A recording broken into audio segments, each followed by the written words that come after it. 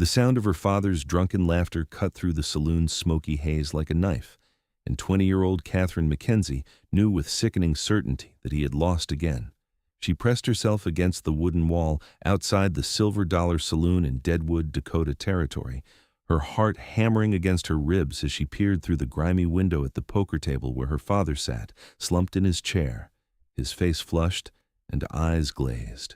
It was June of 1876, and the gold rush town buzzed with miners, gamblers, and men seeking fortune in the Black Hills. But Catherine had learned long ago that fortune favored only the ruthless and the lucky, categories her father fit into neither. "I ain't got the money," her father slurred, his words carrying through the open door. "But I got something better. My daughter. She is worth more than what I owe you, Blackwell. She can cook clean, and she's pretty enough to fetch a good price at one of the houses if you want." Catherine's blood turned to ice. She had known her father was a weak man, a gambler who had squandered every cent her mother had left them before dying of consumption 3 years prior. But this was beyond anything she had imagined. Her hands trembled as she gripped the doorframe, her breath coming in short, panicked gasps. "Your daughter?" The voice that responded was cold, calculating. Catherine recognized it as belonging to Dutch Blackwell, a notorious gambler and loan shark who had his fingers in every dirty deal in Deadwood. "And what makes you think I want a woman to care for? I deal in cash, Mackenzie, not flesh." "Then sell her yourself," her father said desperately. "She will bring you twice what I owe, 3 times maybe. She is young, healthy, never been touched by a man. Please, Blackwell, I just need more time." Catherine's stomach lurched. She wanted to run, to disappear into the muddy streets and never look back. But where would she go? She had no money, no family besides her worthless father, and no prospects in a town where women were either married, working in brothels, or struggling to survive on the edges of society. Her throat tightened with unshed tears as she heard chairs scraping against the wooden floor. "Bring her in," Blackwell said flatly. "Let me see what you are offering." Her father stumbled toward the door, and Catherine barely had time to step back before he grabbed her arm with surprising strength for a man so drunk.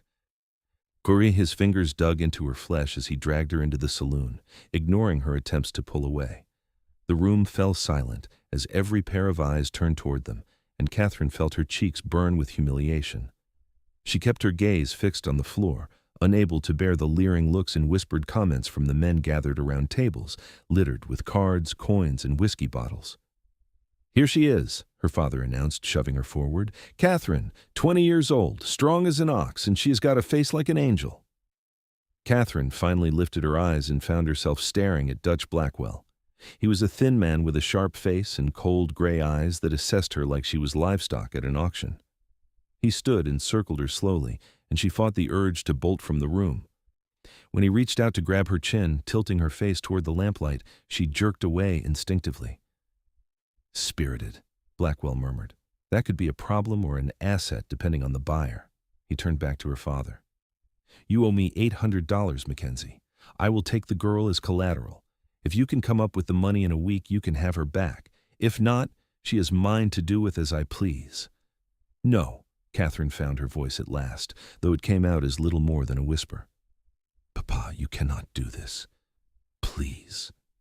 Her father would not meet her eyes. He simply nodded at Blackwell and reached for the whiskey bottle on the table, his hands shaking. "A week," he repeated. "I will get you the money." They both knew he was lying. Catherine's world tilted on its axis. Everything she had ever known, every small hope she had clung to for a better future, crumbled in that moment. She was her father's daughter no more. She was collateral, property, a thing to be bought and sold. "Wait!" The voice came from the back of the saloon, deep and rough as gravel. Catherine turned toward the sound and saw a man rising from a corner table where he had been sitting alone, half hidden in shadow. He was massive, easily 6.5 feet tall, with shoulders so broad they seemed to fill the doorway as he moved toward them. His hair was dark brown and hung past his shoulders, and a thick beard covered the lower half of his face. He wore buckskin clothing that had seen hard use, and a hunting knife hung from his belt alongside a well-worn Colt revolver. Everything about him spoke of the wilderness, of mountains and forests far from civilization. The man's eyes, a startling shade of blue-green, fixed on Catherine for a moment before shifting to Blackwell. How much does he owe you? Blackwell's expression tightened. This does not concern you, Garrett. I asked how much. The man called Garrett moved closer, and Catherine noticed that everyone in the saloon had gone very still. Even Dutch Blackwell seemed to reassess the situation, his hand hovering near the pistol at his hip. $800, Blackwell said finally, but McKenzie has already agreed to the terms. I will give you 1,000, Garrett said flatly. Cash, right now. The debt is paid, and the girl goes free. Catherine's breath caught in her throat. $1,000 was a fortune, more money than she had ever seen in her life. She studied the mountain man more carefully, trying to understand why a stranger would offer such a sum for her freedom, but his rugged face revealed nothing. Blackwell laughed, though the sound held no humor. And what do you get out of this, Garrett? Planning to take her for yourself?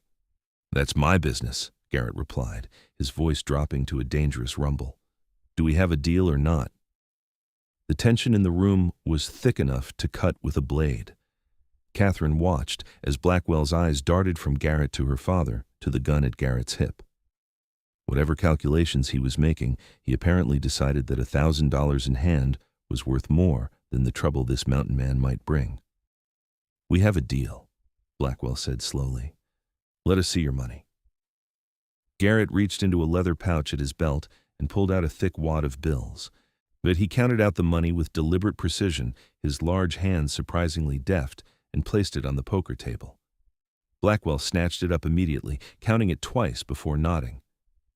The debt is settled, Blackwell announced to the room. McKenzie, you are clear. The girl is free. Catherine's father finally looked at her, and she saw something that might have been shame flicker across his face before he turned away and reached for the whiskey bottle again. That was it. No apology, no explanation, no goodbye. Just the sound of liquid pouring into a glass as he celebrated his freedom from debt and apparently from her as well. She felt a gentle touch on her elbow and turned to find Garrett standing beside her. Up close, he was even more imposing, his presence filling her awareness completely. But his eyes, those striking blue-green eyes, held something she had not expected. Kindness. Come on, he said quietly. Let us get you out of here. Catherine did not protest. She let him guide her toward the door, her legs moving automatically, even as her mind struggled to process what had just happened. The saloon erupted in conversation the moment they stepped outside into the cool night air, but the sounds faded quickly as Garrett led her away from the Silver Dollar and down one of Deadwood's narrow streets. They walked in silence until they reached a small boarding house on the edge of town. Garrett stopped at the entrance and turned to face her fully for the first time. In the moonlight, she could see the weathered lines of his face, the scars that marked his jaw and forehead, the calluses on his hands. But this was a man who had lived hard and survived harder. "What is your name?" he asked. "Catherine," she managed, her voice barely audible. "Catherine McKenzie." "Catherine," he repeated, and somehow the name sounded different in his rough voice. "I am James Garrett. Most folks just call me Garrett. I want you to understand something right now before you start thinking I bought you for the reasons men usually buy women in places like this." Catherine's heart was pounding so hard she thought it might burst from her chest. She waited, unable to speak. "I did not buy you," Garrett continued, his eyes locked on hers. "I paid your father's debt so you would not have to pay it yourself. You are free. You do not owe me anything, not money, not service, not anything else. Do you understand?" She stared at him, and searching his face for any sign of deception, but found none. "Why?" she whispered. "Why would you do that for a stranger?" Something dark flickered across his expression. "I had a sister once, Mary. She was about your age when our father gambled her away to pay a debt. I was up in the mountains, trapping, and by the time I got word and came back it was too late. She had been sold to a brothel in Kansas City. I searched for 3 years, but I never found her." He paused, his jaw tightening. "When I saw your father about to do the same thing, I could not stand by and let it happen again." Catherine felt tears spilling down her cheeks before she could stop them. All the fear and humiliation and desperate hopelessness of the past hour crashed over her like a wave, and she found herself sobbing, her shoulders shaking with the force of it. Garrett did not try to touch her or offer empty comfort. He simply stood there, a solid presence in the darkness, and let her cry. When the tears finally subsided, Catherine wiped her face with the back of her hand and took a shuddering breath. "Thank you," she said, the words feeling inadequate for what he had done. "I do not know how I will ever repay you." "You do not have to," Garrett said firmly, "but you do need a place to stay and a way to support yourself. I'm heading back to my cabin in the mountains tomorrow. It is about 2 days' ride from here, up in the high country. I have got land, a good water source, and plenty of game. I come down to Deadwood a few times a year to trade furs and stock up on supplies." He hesitated, then added, "You could come with me if you want. I've got room, and you would be safe there." "No one bothers me up in the high country." Catherine's mind raced. Go with this stranger into the wilderness far from any town or help? It sounded insane. But what was her alternative? Stay in Deadwood, where everyone now knew her father had tried to sell her? Try to find work in a town where women had few options and fewer opportunities? Face her father again, knowing he had valued her life at less than a poker debt? "I would need to work," she said slowly. "I would need to earn my keep. I cannot just take charity." Something that might have been a smile tugged at the corner of Garrett's mouth. "I could use help around the place. Cooking, mending, keeping things organized. I am not much for domestic comforts. If you want to work for your room and board, I will not stop you. But it is your choice, Catherine.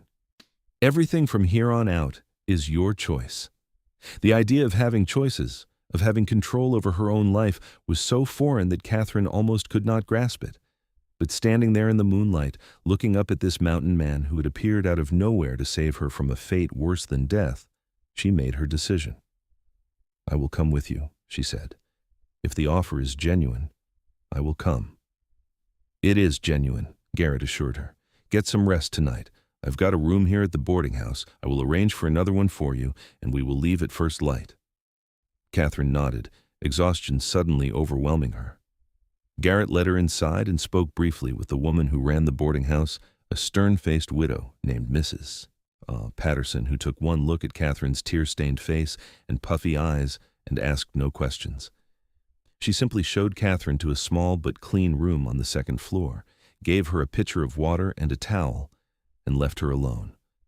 Catherine sank onto the narrow bed and stared at the ceiling, her mind spinning. 24 hours ago, her biggest worry had been whether they would have enough money for food this week.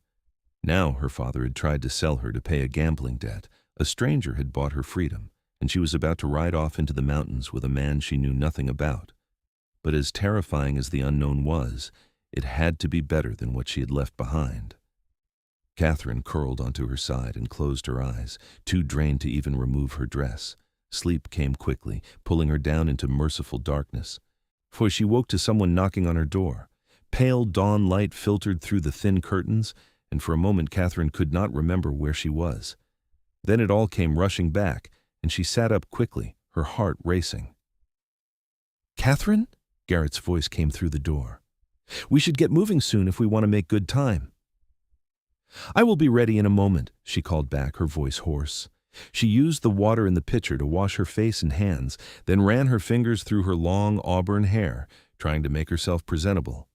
Her dress was wrinkled from sleeping in it, but it was the only one she owned that was not in even worse condition. Everything else she owned, which was not much, was back at the shabby room she had shared with her father on the other side of town. Catherine's stomach twisted at the thought of facing him again, but she had few options. She needed her belongings, meager as they were. She also needed to say goodbye, not because he deserved it, but because she needed that closure for herself. When she opened the door, she found Garrett waiting in the hallway. He had cleaned up since last night, his hair pulled back and his beard neatly trimmed. He wore the same buckskin clothing, but he had added a wide-brimmed hat that shadowed his face. "I need to get my things," Catherine said before he could speak. "They are at the room where my father and I have been staying." Garrett nodded. "I will go with you." They walked through Deadwood's early morning streets, past miners already heading to their claims and shopkeepers opening their stores. Catherine kept her eyes down, not wanting to see if anyone recognized her from last night.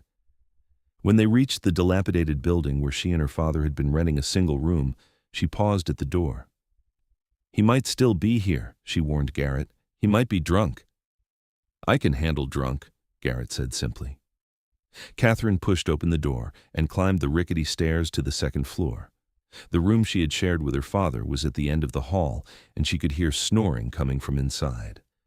She opened the door carefully and found him passed out on the bed, still wearing his clothes from last night, reeking of whiskey and tobacco. She moved quickly, gathering her few belongings into a worn canvas bag. A spare dress, a shawl her mother had knitted. A small tin box containing a few precious items, including her mother's wedding ring and a daguerreotype of her parents on their wedding day. That was it. That was everything she owned in the world. Her father stirred as she was closing the bag, his bloodshot eyes blinking open. "Catherine," he mumbled, "where are you going?" She looked at him, this man who should have protected her, who should have cherished her, and felt nothing but a cold emptiness where love used to be. "Away," she said flatly. "I am leaving." "You cannot leave," he said, trying to sit up and failing. "You are my daughter. You belong here." "I do not belong to anyone," Catherine said, surprised by the strength in her own voice. "Not to you, not to Dutch Blackwell, not to anyone. I am leaving Deadwood, and I am never coming back."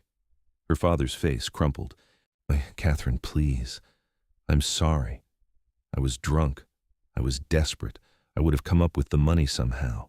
I would have gotten you back." "No, you would not have," she said quietly.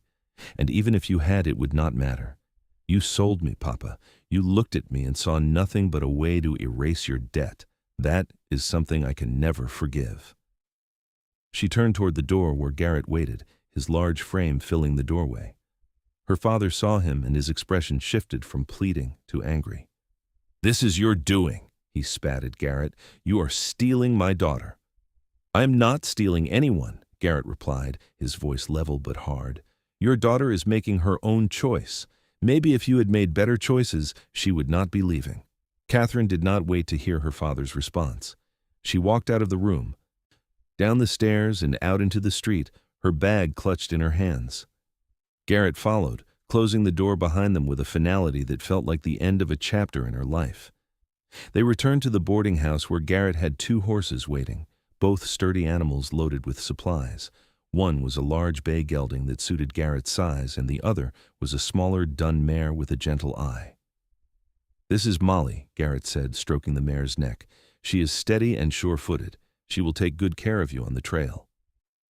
Catherine had ridden horses before, though not often. She secured her bag to the saddle and mounted with only a little awkwardness. Garrett swung onto his bay with the easy grace of a man who had spent more of his life on horseback than on foot. They rode out of Deadwood as the sun climbed higher, turning the muddy streets golden. Catherine did not look back. There was nothing behind her worth remembering.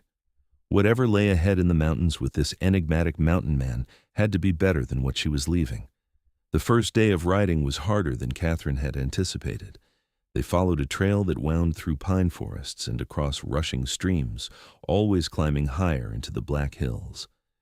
Garrett set a steady pace, not too fast, but never stopping for long. He spoke little, seeming content with silence, and Catherine found herself studying him when she thought he was not looking. He moved through the wilderness like he was part of it, reading signs in the landscape that were invisible to her.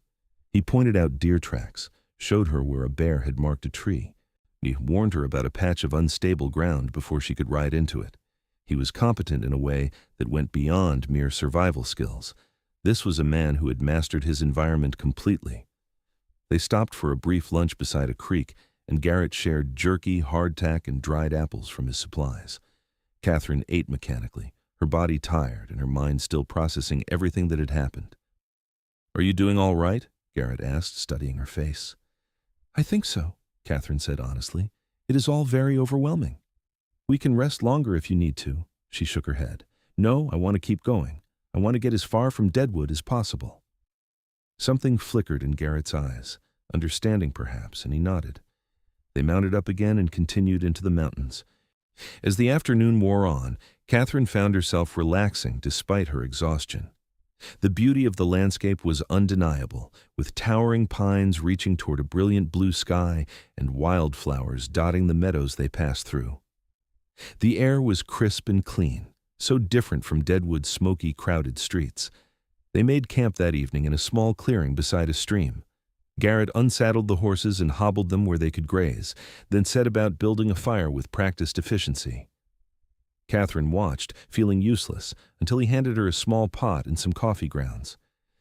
"There is fresh water in the stream," he said. "If you want to make coffee, I will get dinner started." Catherine filled the pot and set it near the fire to boil, while Garrett produced a string of fish from somewhere in his supplies. But he cleaned them quickly and expertly, then cooked them over the flames on a flat stone. The smell made Catherine's mouth water, and she realized she had not eaten a proper meal in days. They ate in comfortable silence as darkness settled over the mountains. The fire crackled and popped, sending sparks drifting up toward the stars. Catherine had never seen so many stars, brilliant points of light scattered across the black sky like diamonds. "It is beautiful," she said softly. "It is," Garrett agreed. "I have been to cities, towns, all over the frontier. But I always come back to the mountains. This is where I belong." "Do you ever get lonely?" Catherine asked, then immediately worried she had overstepped. "I'm sorry, that is not my business." "It is a fair question," Garrett said, poking at the fire with a stick. "Sometimes, yes. But I would rather be lonely in the mountains than surrounded by people who do not understand me in a town." He glanced at her. "What about you? Did you have friends in Deadwood?" Catherine shook her head. "Not really. My father moved us around so much, chasing one scheme or another. We only settled in Deadwood a few months ago when he heard about the gold rush. Before that, it was Kansas City, then Denver, then Cheyenne. I never stayed anywhere long enough to make real friends." "Sounds like a hard way to grow up." "It was what it was," Catherine said with a shrug. "My mother tried to make it better, but after she died, everything fell apart. My father started drinking more, gambling more. I knew it was only a matter of time before something terrible happened. And I just did not expect it to be quite so terrible." Garrett was quiet for a long moment. Then he said, "For what it is worth, I am glad I was there last night. I'm glad I could help."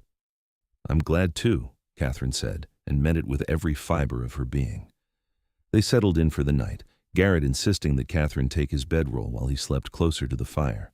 She protested, but he was adamant, and she was too tired to argue much. She lay down on the surprisingly comfortable bedroll and pulled the blankets up to her chin, staring at the stars through the pine branches overhead.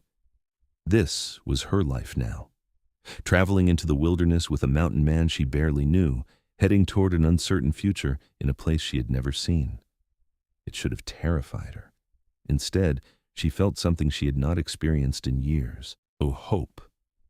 The second day of riding was easier. Catherine's body had adjusted somewhat to the saddle, and she found herself appreciating the journey rather than just enduring it. Garrett pointed out landmarks, taught her the names of plants and animals, shared stories about his years in the mountains. He had a way of talking that was sparse but meaningful, never using 3 words when one would do, but somehow conveying depths of experience and knowledge. They climbed higher into the mountains, following trails that seemed to exist more in Garrett's memory than in any visible path. The air grew thinner and cooler, and Catherine was grateful for the shawl her mother had made. She wrapped it around her shoulders and breathed in the scent of pine and stone. Late in the afternoon, they crested a ridge, and Garrett stopped his horse. There," he said, pointing down into a valley below. "That is home." Catherine looked and felt her breath catch. The valley was a perfect bowl carved into the mountains, with a stream running through the center and meadows of wild grass dotted with late spring flowers. On a gentle rise above the stream sat a cabin, sturdy and well built from logs, with a stone chimney and a covered porch. Beyond the cabin were a small barn and what looked like a smokehouse. It was rustic and isolated, but it was also peaceful in a way that made Catherine's chest ache with longing. "It is beautiful," she said. "It is home," Garrett replied, and there was such simple satisfaction in those words that Catherine felt something warm unfold in her chest. They rode down into the valley as the sun began its descent toward the western peaks. By the time they reached the cabin, golden light was painting everything in shades of honey and amber. Garrett dismounted and helped Catherine down from Molly, his large hands steadying her when her legs wobbled from 2 days in the saddle. "Let me show you around," he said, leading her toward the cabin. The interior was surprisingly spacious, with a large main room that served as kitchen, dining area, and living space. A stone fireplace dominated one wall, and rough-hewn furniture filled the space, all clearly handmade. Shelves held supplies, tools, and books, more books than Catherine would have expected a mountain man to own. A doorway led to a smaller room that served as Garrett's bedroom. "You can have the bedroom," Garrett said before Catherine could speak. "I will sleep out here by the fire. It is what I am used to anyway." "I cannot take your room," Catherine protested. "You can, and you will," Garrett said firmly. "You need privacy and comfort. I will be fine out here." Catherine wanted to argue, but the exhaustion of the past 2 days was catching up with her. She simply nodded and carried her bag into the bedroom. It was simple but clean, with a real bed, a small dresser, and a window that looked out over the valley. After sleeping on the ground and in cheap boarding houses for so long, it felt like luxury. When she emerged, she found that Garrett had started a fire in the fireplace and was unpacking supplies. "There's a spring behind the cabin with fresh water," he said, "and an outhouse about 50 yards to the east. I will show you everything in the morning. Tonight, let us just eat and rest." He prepared a simple meal of beans, bacon, and cornbread, and they ate at the rough table near the fireplace. Catherine was so hungry that everything tasted like the finest restaurant food. After dinner, she insisted on washing the dishes, needing to do something useful, and Garrett let her without argument.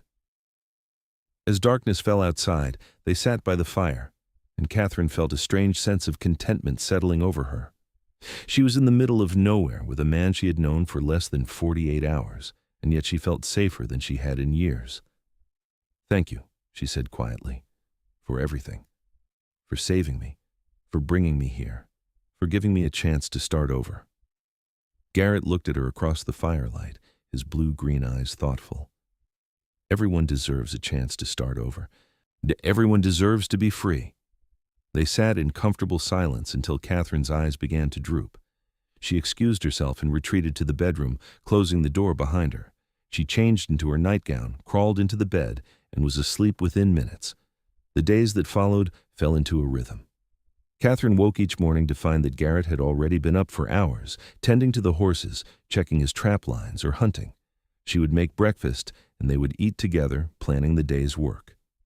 Catherine threw herself into making the cabin a home. She cleaned every surface, organized the supplies, mended clothes and linens that had been neglected. Garrett had been right about not being much for domestic comforts, but he was also not messy or careless. And he simply lived like a man who had more important things to think about than whether his shelves were dusted. She planted a garden near the cabin using seeds Garrett had traded for in Deadwood, turning the earth and carefully arranging rows of vegetables. Garrett helped when he could, his strength making quick work of the heavier tasks. She cooked meals that were more elaborate than the simple fare he was used to, using wild game he brought home and herbs she found growing nearby. In the evenings, they would sit by the fire, and Garrett would read aloud from his books. He had volumes of poetry, adventure stories, even some philosophy. His voice, rough as it was, had a pleasant quality when he read, and Catherine found herself looking forward to those quiet hours. Weeks passed, and Catherine began to feel like she belonged in the valley. Her body grew stronger from the physical work and the clean mountain air. Her hands, once soft and pale, developed calluses from gardening and housework. She learned to recognize the sounds of the forest, to read the weather in the clouds, to move through the wilderness with more confidence. And slowly, almost imperceptibly, she began to notice Garrett in ways that had nothing to do with gratitude. She noticed the way his muscles flexed when he chopped wood, the strength in his arms evident with every swing of the axe. She noticed the gentleness in his hands when he tended to an injured rabbit he found near the trap lines, carefully bandaging its leg before releasing it. She noticed the way his eyes crinkled at the corners when he smiled, which was rare but beautiful. And she noticed how safe she felt when he was near, how his presence had become as essential to her as breathing. It frightened her, these feelings. Garrett had made it clear that he expected nothing from her, that she was free. But what if she did not want to be free of him? What if she wanted something more? Summer arrived in full, and the valley exploded with life. Wildflowers covered the meadows in a riot of color, and the stream ran high and fast with snowmelt from the peaks above. Catherine spent her days working in the garden, which was flourishing beyond her expectations, and her evenings trying not to stare at Garrett across the fire. One afternoon, while Garrett was out checking his trap lines, Catherine decided to wash her hair in the stream. She carried a bar of soap and a towel down to the water's edge, where a small pool had formed in a bend. She undressed to her chemise and knelt at the water's edge, gasping at how cold it was despite the summer heat. She was working soap through her long auburn hair when she heard footsteps behind her. She spun around, her heart leaping into her throat, and found Garrett standing at the edge of the clearing. He froze when he saw her, his eyes widening, and then quickly turned his back. "I am sorry," he said, his voice rough with embarrassment.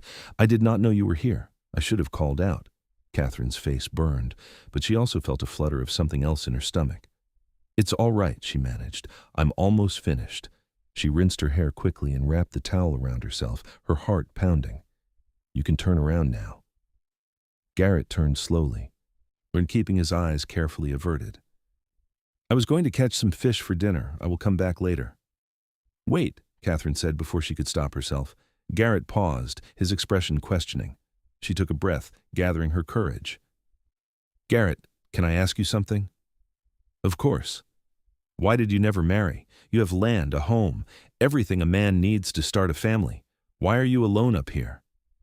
Garrett was silent for a long moment, and Catherine worried she had overstepped. Then he said, "I was engaged once. Her name was Sarah. This was about 8 years ago before I came to the Black Hills. We were going to get married, start a farm in Missouri." He paused, his jaw tightening. "She decided she did not want to marry a man who disappeared into the wilderness for months at a time. She wanted someone settled, someone civilized. I did not know how to be that person." "She made a mistake," Catherine said softly. Garrett's eyes snapped to hers, surprise clear on his face. "What?" "She made a mistake," Catherine repeated more firmly. "Any woman would be lucky to have a man like you. You are kind, strong, honorable. You saved my life when you did not have to. You gave me a home when I had nowhere to go. Those are not the actions of an uncivilized man." The air between them seemed to thicken with unspoken words. Garrett took a step toward her, then stopped, his hands clenching at his sides. "Catherine, I need you to understand something. When I brought you here, I meant what I said. You do not owe me anything. But if you stay much longer, if we keep living like this, I'm going to start hoping for things I have no right to hope for." Catherine's breath caught. "What if I want you to hope for those things? What if I'm hoping for them too?" Garrett stared at her, and she saw the war raging in his eyes. Desire, honor, fear, and longing all battled for dominance. "You have been through a trauma," he said carefully. "You might be confusing gratitude with something else. I do not want you to make a decision you will regret."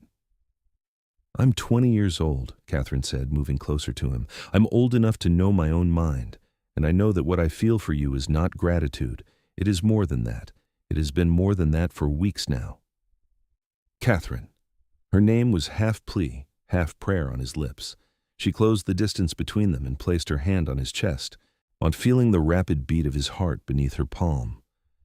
"I am not Sarah. I do not want you to be civilized or settled. I want you exactly as you are. I want this life, this valley, this home. And I want you." For a moment, nothing happened. Then Garrett's control broke. He wrapped his arms around her and pulled her close, his lips finding hers in a kiss that was both gentle and desperate. Catherine melted into him, her hands fisting in his shirt, and kissed him back with all the pent-up longing she had been carrying for weeks. When they finally broke apart, both breathing hard, Garrett rested his forehead against hers. "Are you sure?" he asked hoarsely. "Are you absolutely sure?" "I have never been more sure of anything in my life," Catherine whispered. Garrett kissed her again, softer this time, reverent. Then he pulled back and cupped her face in his large, calloused hands. "I love you," he said simply. "I think I have loved you since that first night in Deadwood when you stood up to Blackwell even though you were terrified. You are the strongest, bravest woman I have ever met, and I love you." Tears spilled down Catherine's cheeks, but they were tears of joy. I love you too, she said. I love you so much it frightens me. Do not be frightened, Garrett said, brushing away her tears with his thumbs. I will never let anything hurt you. I will protect you with my life. You are mine now, if you want to be, and I am yours. I want to be, Catherine said, more than anything. They stood there by the stream as the sun moved across the sky, holding each other and talking quietly about the future. Garrett wanted to marry her properly. He wanted to take her down to Deadwood to find a preacher, but Catherine shook her head. I do not need a preacher to know that I belong to you, she said. We can get married officially later, but in my heart, I am already your wife. Then in my heart, you are my wife, Garrett agreed, and I am your husband. They sealed the promise with another kiss, and when Catherine finally went back to the cabin to dress properly, everything felt different. The world was brighter, more vivid, full of possibility and promise. She was no longer Catherine McKenzie, the girl whose father had tried to sell her. She was Catherine Garrett, the woman who had found love in the most unexpected place with the most unexpected man. That night, they pushed the furniture aside and danced in the cabin to music only they could hear. But Garrett was surprisingly graceful for such a large man, and Catherine laughed with pure joy as he spun her around the room. When they finally collapsed by the fire, exhausted and happy, Garrett pulled her into his arms. I cannot believe you are real, he murmured into her hair. I cannot believe you are here. I cannot believe you are real either, Catherine replied, snuggling closer. But you are, and I am never letting you go. They fell asleep together by the fire, wrapped in each other's arms, and for the first time in her life, Catherine felt completely and utterly safe. The summer passed in a blur of happiness. Catherine and Garrett were inseparable, working together during the day and falling asleep in each other's arms every night. They made plans for the future, talking about expanding the garden, building a proper barn, maybe even getting some cattle. Garrett taught Catherine to shoot, to track, to survive in the wilderness. Catherine taught Garrett that a home was more than just a place to sleep, that comfort and beauty mattered. In late August, Garrett announced that he needed to make a trip to Deadwood for supplies before winter set in. Catherine agreed to go with him, though she felt a pang of anxiety about returning to the town where she had experienced such humiliation. But she was not the same woman who had left. She was stronger now, more confident, and she had Garrett by her side. They made the 2-day journey to Deadwood, arriving in the late afternoon of the second day. The town had grown since Catherine had left, with more buildings, more people, more noise. They stabled the horses and headed to the general store to purchase supplies. Catherine was examining fabric for new curtains when she heard a familiar voice behind her. Well, well, if it is not Catherine McKenzie. I heard you ran off with some mountain man. She turned to find Clara Henderson, one of the few women in Deadwood she had known, standing behind her with a smirk on her face. Clara worked at one of the saloons and had always looked down on Catherine for her poverty. It is Catherine Garrett now, Catherine said calmly, and yes, I am married to a mountain man, a good man who treats me with respect and kindness. Garrett? Clara's eyes widened. You mean James Garrett, the trapper who brought in all those prime pelts last spring? That's my husband, Catherine confirmed, feeling a surge of pride. Clara's expression shifted from mockery to something closer to envy. Well, you certainly landed on your feet, did not you? After what your father did, I thought you would end up working at one of the houses for sure. Catherine's face hardened. My father does not define me. What he did does not define me. I define myself. Catherine? Garrett appeared beside her, his hand settling protectively on her lower back. He nodded politely at Clara. Ma'am? Clara's eyes traveled up and down Garrett's impressive form, and Catherine saw the exact moment the other woman realized what she had missed. Mr. Garrett, Clara said, her voice suddenly syrupy, it is lovely to see you again. Let us go, Catherine said to Garrett, taking his arm. We have everything we need. They paid for their supplies and left the store. As they walked down the street, Garrett said quietly, You handled that well. She seemed like she wanted to get under your skin. She did, Catherine admitted, but she could not, because I know where I belong now, and it is not here. It is with you, in our valley, in our home. Garrett stopped and kissed her right there on the crowded street, not caring who saw. When he pulled back, his eyes were warm. "You are remarkable. Do you know that?" "You make me feel remarkable," Catherine said. "That is the gift you have given me. Not just freedom, but the belief that I am worth something, that I deserve good things." They finished their business in Deadwood quickly, both eager to return to the mountains.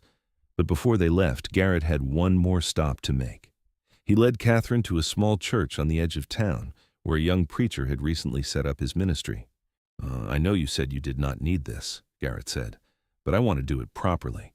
I want everyone to know that you are my wife, legally and in the eyes of God." Catherine felt tears prick her eyes. "You want to marry me? Officially?" "I want to marry you 100 times over if I could," Garrett said, "but once officially will do." They found the preacher, a kind-faced man named Reverend Matthews, and explained their situation. He agreed to perform the ceremony immediately, and 2 of his parishioners who happened to be at the church served as witnesses. The ceremony was simple but heartfelt. Catherine wore her best dress, and Garrett had trimmed his beard and brushed his hair. When Reverend Matthews asked if they took each other as husband and wife, both answered with firm, clear voices. Why, Garrett slipped a simple gold band onto Catherine's finger, a ring he had apparently purchased weeks ago and been carrying with him, waiting for the right moment. "I now pronounce you husband and wife," Reverend Matthews said with a smile. "You may kiss your bride." Garrett cupped Catherine's face in his hands and kissed her tenderly, and Catherine felt her heart swell with so much love she thought it might burst. When they broke apart, she looked down at the ring on her finger, this tangible symbol of their commitment, and smiled through her tears. They were married, truly, officially married. She was Mrs. James Garrett, and no one could ever take that away from her. They left Deadwood the next morning, both eager to return home. As they rode back into the mountains, Catherine felt the last lingering shadows of her past fall away. She was not running from anything anymore. She was riding toward her future, and it was bright and full of promise. Autumn arrived in the valley with a spectacular display of color. The aspens turned gold, the scrub oaks burned red, and the air took on a crisp edge that spoke of winter to come. Catherine and Garrett worked hard to prepare for the cold months ahead, harvesting the garden, preserving food, stacking firewood, and making sure the cabin was well stocked. One evening in late September, as they sat by the fire after dinner, Catherine gathered her courage and told Garrett the news she had been holding close for nearly a week. "I think I am with child," she said softly. Garrett's head snapped up, his eyes going wide. "What?" "I'm fairly certain," Catherine said, her hand moving to her still flat stomach. "All the signs are there. I think we are going to have a baby." For a moment, Garrett simply stared at her. Then a smile broke across his face, so wide and genuine that it transformed his entire appearance. He crossed to her in 2 long strides and dropped to his knees, pulling her into his arms. "A baby," he breathed. "We are going to have a baby." "Are you happy?" Catherine asked, even though she could see the answer written all over his face. "Happy?" Garrett pulled back to look at her, his eyes shining. "Catherine, I am more than happy. I am thrilled. Terrified, but thrilled. You are giving me everything I ever wanted but never thought I would have. A home, a wife, and now a child." Catherine laughed, relief flooding through her. "I am terrified, too. But I think we will figure it out together." "Together," Garrett agreed, and kissing her forehead, her cheeks, her lips. Everything together. The months that followed were both challenging and joyful. Winter came to the valley with heavy snows and bitter cold, but the cabin was warm and well-provisioned. Garrett hovered over Catherine like a protective bear, refusing to let her do anything he considered too strenuous. Catherine found his protectiveness endearing, if occasionally frustrating. As her belly grew, Garrett would spend hours talking to the baby, telling stories about the mountains and his adventures, his voice low and soothing. He built a cradle from smooth pine, sanding it until it was soft as silk. Catherine sewed tiny clothes and blankets, marveling at how small they were. In early March, with spring just beginning to whisper at the edges of winter, Catherine went into labor. Garrett had ridden down to the nearest settlement the week before to bring back a midwife, an experienced woman named Mrs. Thompson, who had agreed to stay in the valley until the baby was born. The labor was long and difficult. Catherine labored through the day and into the night, her body racked with pain. Garrett stayed by her side the entire time, holding her hand, wiping her forehead with cool cloths, whispering encouragement. When she thought she could not go on, when the pain became too much to bear, he reminded her how strong she was, how brave, how much he loved her. Finally, as dawn light began to filter through the windows, Catherine gave one last mighty push, and their child entered the world with a lusty cry. "It is a boy," Mrs. Thompson announced, holding up the squalling infant. "A big, healthy boy." Catherine collapsed back against the pillows, exhausted but elated. Garrett stared at his son with an expression of such awe and wonder that it brought fresh tears to Catherine's eyes. Mrs. Thompson cleaned the baby and wrapped him in soft blankets, then placed him in Catherine's arms. He was perfect. 10 tiny fingers, 10 tiny toes, a shock of dark hair, and eyes that would probably turn the same blue-green as his father's. Catherine looked up at Garrett, who was staring at their son with tears streaming down his face. "Would you like to hold him?" Catherine asked softly. Garrett nodded, not trusting his voice. He sat on the edge of the bed, and Catherine carefully transferred the baby into his arms. Garrett held his son with surprising gentleness for such a large man, cradling him like he was made of glass. "Hello, gee, little one," Garrett whispered. "I am your father, and I promise you right now I will never let anything hurt you. I will protect you and your mother with everything I have. You are safe. You are loved. You are wanted." The baby quieted at the sound of his father's voice, his tiny face turning toward Garrett. Catherine watched them, her husband and her son, and felt such a profound sense of completion that it took her breath away. "What should we name him?" Garrett asked, looking up at Catherine. Catherine had been thinking about this for months. "I want to name him after someone important," she said. "Someone who changed my life." "Your mother?" Garrett suggested. "No," Catherine said, reaching out to touch Garrett's face. "You. I want to name him James, after his father." Garrett's eyes filled with fresh tears. Catherine. "James Garrett, Jr.," Catherine said firmly. "Unless you hate the idea?" "I could never hate any idea you have," Garrett said, his voice rough with emotion. "James it is." They spent the rest of the day in quiet wonder, taking turns holding baby James, marveling at every tiny feature. Mrs. Thompson stayed for another week, teaching Catherine how to nurse and care for the infant, making sure both mother and baby were healthy and thriving. Then she took her payment and returned to the settlement, leaving the new family alone in their valley. The months that followed were exhausting and magical in equal measure. Baby James was a good child, healthy and happy, but he still required constant care. Catherine was grateful that Garrett threw himself into fatherhood with the same intensity he brought to everything else. He changed diapers, walked the floor with James when he was fussy, sang off-key lullabies in his deep voice that somehow always worked. As spring turned to summer, they fell into a new rhythm as a family. Catherine would work in the garden with James in a sling against her chest. Garrett would take his son on short trips around the valley, pointing out animals and plants, talking to him constantly, even though James was far too young to understand. At night, they would sit by the fire as a family, James nursing or sleeping between them, and plan their future. "I want more," Garrett said one evening, his hand resting on Catherine's knee. "More children, I mean. If you want them too." Catherine smiled. "I would like that.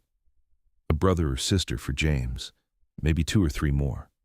A full house," Garrett said with satisfaction. This cabin ringing with children's laughter. That sounds perfect." And over the years that followed, that was exactly what they built. 2 years after James was born, Catherine gave birth to a daughter they named Elizabeth, after Catherine's mother. She had Catherine's auburn hair and Garrett's blue-green eyes, and she was as fierce and independent as her mother from the moment she could walk.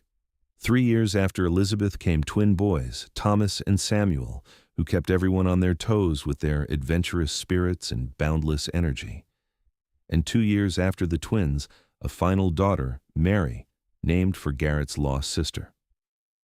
The cabin was expanded to accommodate the growing family, with additional rooms added and a larger porch where the children could play. The valley rang with laughter and shouts as the children grew, learning to ride horses, track animals, identify plants, and survive in the wilderness. Catherine homeschooled them using books Garrett purchased on his increasingly rare trips to Deadwood, teaching them reading, writing, arithmetic, and history. Garrett was a devoted father, patient and kind but firm when necessary. He taught his sons to hunt and trap, to respect the land and animals they depended on. He taught his daughters the same skills, believing that all his children should know how to survive regardless of their gender. And he loved them all fiercely, never taking for granted the miracle of the family he had built. Catherine thrived as a wife and mother. The frightened girl who had stood in a Deadwood saloon while her father tried to sell her was gone, replaced by a confident woman who knew her worth and her place in the world. She ruled their household with warmth and wisdom, and she never forgot the gift Garrett had given her that night so many years ago: freedom, choice, love. The years rolled by with the steady rhythm of the seasons. There were hardships, of course, harsh winters when they had to ration food, a summer drought that nearly destroyed the garden, a grizzly bear that threatened the livestock and had to be dealt with, illnesses and injuries that tested their resolve and resourcefulness. But there were far more moments of joy. First steps and first words, children's laughter echoing across the valley, quiet evenings by the fire with the whole family gathered together, celebrations for birthdays and holidays marked with special meals and small gifts. James Jr. grew into a strong, capable young man, much like his father, though he had more of his mother's gentle nature. Elizabeth became a skilled horsewoman with a talent for healing animals. Thomas and Samuel were inseparable, two halves of the same wild spirit, and little Mary, the baby, was everyone's darling, spoiled by her older siblings, but never rotten. When James Jr. turned 18, he announced his intention to explore beyond the valley, to see something of the wider world before settling down. Garrett understood the impulse, having been a wanderer himself in his youth, but Catherine worried. "What if something happens to him?" she asked Garrett one night after the children had gone to bed. "He is our son," Garrett said, pulling her close. "He has your strength and my survival skills. He will be fine, and he will come back. This valley is in his blood, the same way it is in ours." Garrett was right. James Jr. left for a year, traveling through the territories, working odd jobs, seeing the changing frontier. He came back with stories and a sweetheart, a schoolteacher named Anna whom he had met in Cheyenne. They were married in the valley with the whole family in attendance and built a cabin of their own on the far side of the meadow. Over the next decade, all the Garrett children grew up and made their own choices. Elizabeth married a young doctor who had come west seeking adventure and settled in a town 50 miles south. Thomas and Samuel decided to start a horse ranch together, pooling their resources and expertise. Mary, the youngest, surprised everyone by announcing she wanted to go to college back east, to study and learn about the wider world before deciding what she wanted from life. Through it all, Catherine and Garrett remained the steady center of their family's universe. They grew older together, their hair going gray, their bodies showing the wear of hard years and harder work. But their love never diminished. If anything, it deepened with time, becoming something richer and more complex than the passionate romance of their youth. On their 25th wedding anniversary, Garrett took Catherine back to the spot by the stream where she had first told him she loved him. It was summer again, the meadows full of wildflowers just as they had been all those years ago. They were both in their 40s now, their children grown and scattered across the territories. But when Garrett took Catherine in his arms, she felt 18 again. Do you remember what I told you that day?" Garrett asked, his blue-green eyes, still sharp despite the years, locked on hers. "You told me a lot of things that day," Catherine teased. "I told you that you were the strongest, bravest woman I had ever met," Garrett said. "And I told you I loved you. Both of those things are still true today, more true even." Catherine reached up and traced the lines on his weathered face, these marks of a life well lived. "You saved me," she said softly. "Not just from my father or from Dutch Blackwell, but from a life of feeling worthless and unwanted. You gave me everything. A home, a family, a purpose. You gave me myself. You saved me too, Garrett said. I was just existing before you came along, going through the motions of living without really feeling anything. You taught me how to love, how to hope, how to dream of more than just surviving. You made me whole. They stood there by the stream, holding each other as the sun moved across the sky, just as they had done 25 years earlier. The valley spread out around them, beautiful and eternal, and Catherine felt a profound sense of gratitude for the life they had built together. As they grew older still, Catherine and Garrett settled into a comfortable routine. They no longer worked as hard as they once had, leaving much of the physical labor to their children and grandchildren who visited often.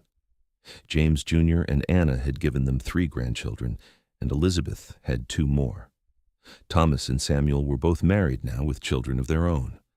Only Mary remained unmarried, though she wrote frequent letters from Boston, where she was teaching at a girls' school. Catherine spent her days tending a smaller garden, cooking meals, and writing down the story of her life for her grandchildren. She wanted them to know where they came from, what their family had overcome, the love that had built their legacy. Garrett still trapped occasionally, though more for the joy of being in the wilderness than for any real need. He taught his grandsons to track and hunt, passed on his knowledge of the land, made sure the next generation knew how to survive and thrive in the mountains. On a clear autumn day, as they sat on the porch watching the sunset over the valley, Garrett took Catherine's hand. "Do you have any regrets?" he asked. Catherine thought about it seriously. She thought about the father who had betrayed her, the life of poverty and uncertainty she had lived before coming to this valley, but the hardships they had endured over the years. "No," she said finally, "not a single one. Everything I went through led me here, to you, to this life. I would not change any of it." "Not even that night in Deadwood?" Garrett asked quietly. Catherine squeezed his hand. "Especially not that night. That was the night my real life began. That was the night I met you." They sat in comfortable silence as darkness fell over the valley, their hands joined, their hearts still beating in rhythm after all these years. The cabin behind them glowed with lamplight, and Catherine could hear the sounds of their grandchildren playing inside, visiting for the week. This was what happiness looked like, Catherine thought, not the absence of struggle or hardship, but the presence of love, family, and purpose. And it was knowing that you were exactly where you belonged, with exactly the right person, living exactly the life you were meant to live. Years continued to pass, and Catherine and Garrett aged gracefully into their 60s and then 70s. Their children were all successful and happy in their own ways, and their grandchildren were growing into fine young people. The valley remained their sanctuary, though the wider world continued to change around them. The Wild West was becoming tamer, with more laws, more settlements, more civilization creeping in. But in their valley, time seemed to move differently. The rhythms of nature, the changing seasons, the simple routines of daily life continued unchanged. Catherine and Garrett were content to let the world evolve without them, secure in the knowledge that they had found something timeless and true. When Garrett was 72 and Catherine 70, they celebrated their 50th wedding anniversary with all their children and grandchildren gathered in the valley. It was a joyous occasion, with food and music and laughter filling the air. Catherine looked around at the faces of the people she loved most in the world, all of them here because of a choice made 50 years ago, a choice to love and be loved, and felt her heart overflow with gratitude. As the evening wound down and the younger grandchildren were put to bed, Catherine and Garrett walked together to their favorite spot by the stream.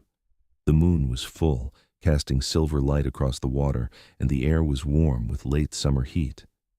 50 years, Garrett said, shaking his head in wonder. "It feels like both forever and no time at all." "I know exactly what you mean," Catherine said, leaning against his solid presence. He was thinner now than he had been in his prime, his hair completely white, his movements slower, but he was still her Garrett, still the man who had given her everything. "If I could go back to that night in the Silver Dollar," Garrett said softly, "knowing everything I know now, I would make the same choice. I would pay that debt 1,000 times over for the life we have had together." "And I would accept your help 1,000 times over," Catherine replied, "even though I was terrified and confused and had no idea what the future held. Some part of me knew, even then, that you were my destiny. They stayed by the stream until late into the night, reminiscing about their life together. All the moments, big and small, that had brought them to this point. When they finally made their way back to the cabin, their children had already retired to the various sleeping spaces set up around the property, and only the dying embers of the fire lit their way. Catherine and Garrett climbed into the bed they had shared for 50 years, and Garrett pulled his wife into his arms just as he had done thousands of times before. Catherine rested her head on his chest, listening to the steady beat of his heart, and felt perfectly at peace. "I love you," Garrett whispered into the darkness, "today, tomorrow, and forever." "I love you too," Catherine whispered back, "forever and always." They fell asleep like that, wrapped in each other's arms, two souls so intertwined that they had become one. And as the moon moved across the sky and the stars wheeled overhead, the valley kept watch over them, this testament to love and courage and the power of choosing hope over despair. The years that remained to them were gentle ones. Catherine and Garrett lived into their late 70s, still together in their valley, still deeply in love. They were cared for by their children and grandchildren, never lacking for company or comfort. When illness finally came, it came quietly, without drama or pain. Catherine went first, passing peacefully in her sleep one winter morning with Garrett holding her hand. She had lived to see her 78th birthday, had held great-grandchildren in her arms, had written down her life story, so that future generations would know what love truly meant. Garrett mourned her deeply, but not desperately. And he knew with absolute certainty that they would be reunited, that death was not an ending, but merely a pause. He lived for 6 more months, growing weaker by the day, until one spring morning he simply did not wake up. He was found in his bed, a peaceful smile on his weathered face, and his children said it was as if he had simply decided it was time to join Catherine wherever she had gone. They were buried side by side on a gentle rise overlooking the valley they had loved so much. A simple stone marked their graves with their names, the dates of their births and deaths, and a single inscription. "Here lie Catherine and James Garrett. She found freedom. He found love. Together, they found home." The valley passed to James Jr., who maintained it with the same care his parents had shown. He made sure his siblings and their children always had a place to return to, that the cabin remained standing, that the garden continued to bloom each summer. The story of Catherine and Garrett became legend in the family, passed down through generations, a reminder of what true love looked like. And on quiet evenings, when the wind whispered through the pines and the stream sang its eternal song, people swore they could feel the presence of Catherine and Garrett still lingering in the valley. Not as ghosts, but as something more fundamental, as the very essence of home, of love, of two souls who had found each other against all odds and built something beautiful that would last forever. Their great-great-grandchildren would eventually spread across the country, carrying the Garrett name and the Garrett story with them. Some became doctors, some teachers, some continued the tradition of living close to the land. But all of them knew the story of their ancestors, knew about the night in Deadwood when a mountain man had bought a young woman's freedom and asked for nothing in return, and how that single act of compassion had blossomed into a love story for the ages. The cabin still stood in the valley, carefully maintained by each generation, a shrine to what had begun there. Visitors would come, descendants of Catherine and Garrett, and they would walk to the stream where the couple had first declared their love. They would stand by the graves on the hillside and pay their respects. They would sit on the porch and imagine what it must have been like to live in those wild, uncertain times when the West was truly wild and love was the only certainty. And always, always, they would remember that sometimes the greatest love stories do not begin with romance or courtship or careful planning. Sometimes they begin with a simple choice to help someone who needs helping, to offer freedom to someone who has had it stolen, to see the value in another human being when everyone else sees only a commodity. Catherine had been sold to settle a poker debt. Garrett had bought her freedom and asked for nothing. And from that unlikely beginning, they had built an empire of love that would echo through the generations, a testament to the power of kindness, courage, and the belief that everyone deserves a chance at happiness. The story of Catherine and James Garrett became more than just family history. It became a reminder that even in the darkest moments, hope can bloom, and that love can be found in the most unexpected places, that one person's choice to do the right thing can change the course of countless lives. And in the valley where they had lived and loved and built their legacy, the seasons continued their eternal dance. Spring brought wildflowers and new life. Summer brought warmth and plenty. Autumn painted the world in shades of gold and red. Winter brought rest and reflection. And through it all, the spirit of Catherine and Garrett remained, as permanent and enduring as the mountains themselves. Their story was complete. Their love had been tested and proven true. Their legacy would live forever. And somewhere, in whatever lay beyond this life, Catherine and James Garrett were together still, two souls who had found each other in the wilderness and never let go, unloving each other through eternity just as they had promised on that summer day by the stream so many years ago. This was their story. This was their love. This was their forever.